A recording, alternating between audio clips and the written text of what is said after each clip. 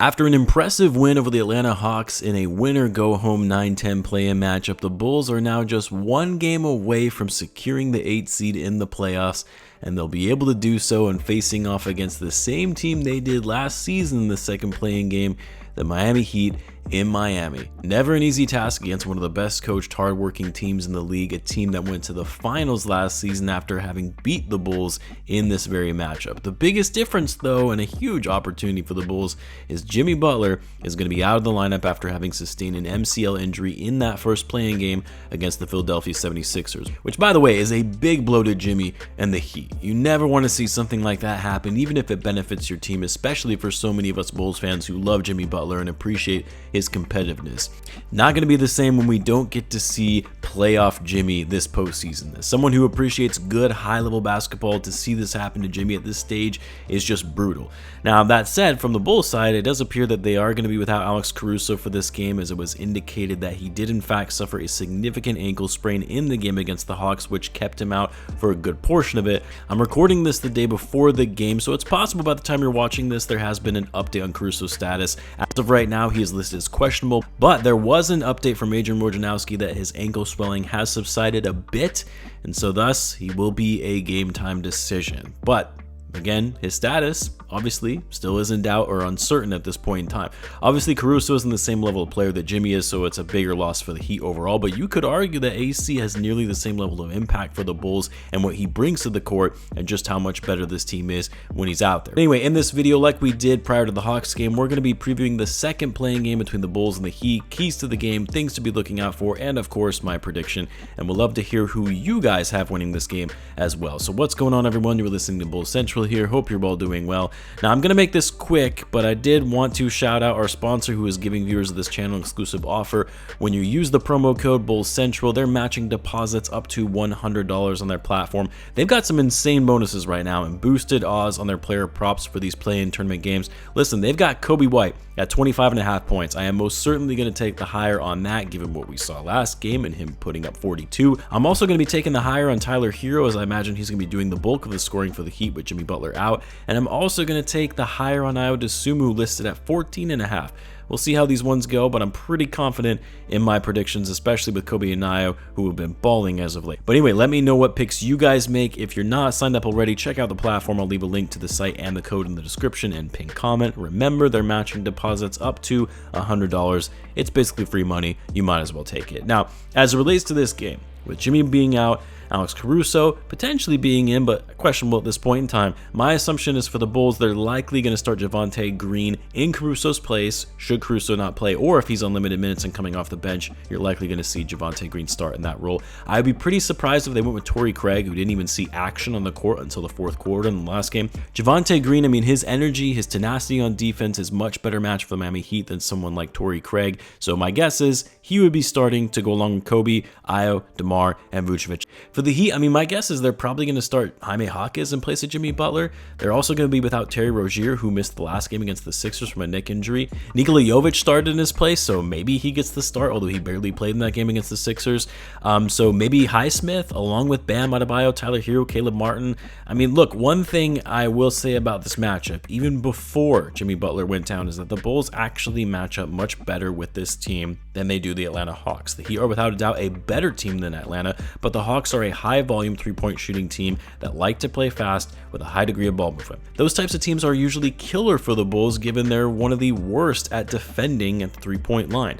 But the Heat, they don't take that many threes. They're middle of the league in that regard. Like the Bulls, they play a much slower pace of basketball. Shockingly, they actually finished below the Bulls in terms of overall pace. They were 29th in the league in that metric compared to the Bulls being 28th. Like the Bulls, overall, they're not a good defensive team, although the Bulls have been playing much better on offense as of late.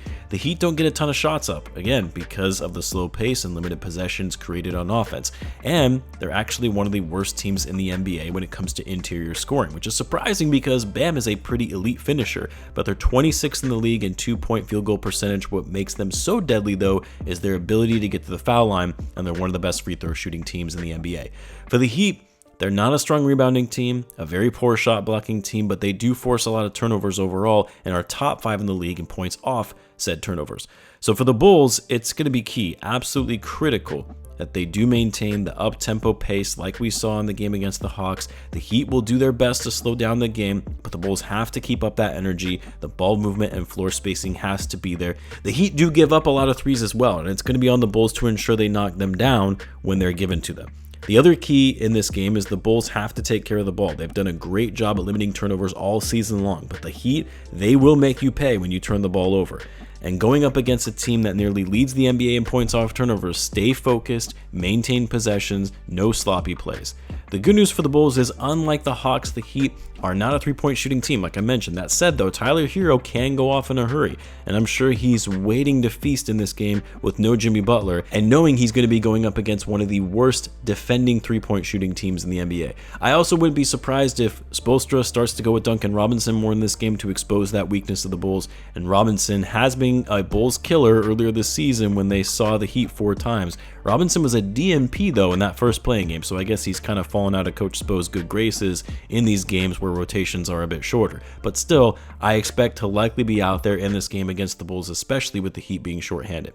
The Heat are not a good shot blocking team, like I mentioned. Outside of Bam Adebayo, they really don't have any shot blockers or rim protectors. And so while I think Vucevic is going to be in for a hell of a night going up against Bam Adebayo, a guy who he has struggled with in the past because of his elite rim protection and athleticism and speed on the offensive end. But for Vucevic, as long as he's effectively able to move quickly in the pick and roll and cutting the basket on drives, then he should be getting some good looks at the basket and won't have to worry about it getting swatted at the rim. I don't need to see Vucevic taking threes in this game. Just stick to the paint. This isn't a game in which you need to chuck up a bunch of threes if you're the Bulls. This is a team that plays a very similar style of basketball as you do. Keep it simple, do what's working, and punish this team by playing fast and getting to the basket on the dribble drive. They're a great defensive team, top 5 in the league, but they're not going to be as strong defensively without Jimmy Butler. And then, of course, nothing new here. You need to see big games from Coby White and Dosunmu, because just like in the game against the Hawks, there is going to be a lot of focus on DeMar DeRozan for the Heat. Now, Coby is probably making his way back up to the top of that list in terms of guys to guard for the Heat's game plan, but so many opportunities and options are opened. When you have Coby and Ayo playing like they did the other night, it forces the opponent to let off DeMar and gives these guys better looks. Same for Vucevic as well, who I'm sure will get some open mid-range jumpers. And then with Caruso potentially being out, I'm going to say for the purposes of this video that he isn't going to be playing, but with Caruso out and the Bulls being even more shorthanded because they also don't have Batum, who was ruled out for the rest of the season, you're going to need some of the bench guys to step up. I mean, big game from Drummond, as the Bulls are going to need his rebounding, particularly offensive rebounding for second chance points, and then we'll need to see the same level of energy and production from Dalen Terry, who played very well the other night. We're also probably going to see more run from Torrey Craig if Alex Caruso is in fact out, or at least on limited minutes. Need his veteran leadership and presence out there. Oh, and I could pass on seeing Jevon Carter in this game. Came in for like 60 seconds in the game against the Hawks and was terrible in just that short stretch. He's probably going to get some playing time though, because again, the nature of the Bulls being undermanned. But yeah, I would prefer not to see Jevon Carter out there, not in the biggest game of the season and a chance for the Bulls to make the playoffs. It's going to be a battle. It's going to be a dogfight. There is no way of getting around it. Like, the Bulls should not get too comfortable knowing that Butler will not be playing. They cannot get complacent and think they've got an easy ticket to the playoffs. The Heat, they're going to come ready to play, and the Bulls have to keep up that energy and focus that we saw to start off the game against the Hawks. I am nervous. I'm nervous because I really want to see Bulls playoff basketball again. I know they're likely going to get swept, but I miss seeing the Bulls in the playoffs. So anyway, let me know what you guys think, what you're looking forward to seeing in this game tonight. Let me know in the comments. As always, be sure to subscribe, and I will see you in the next one.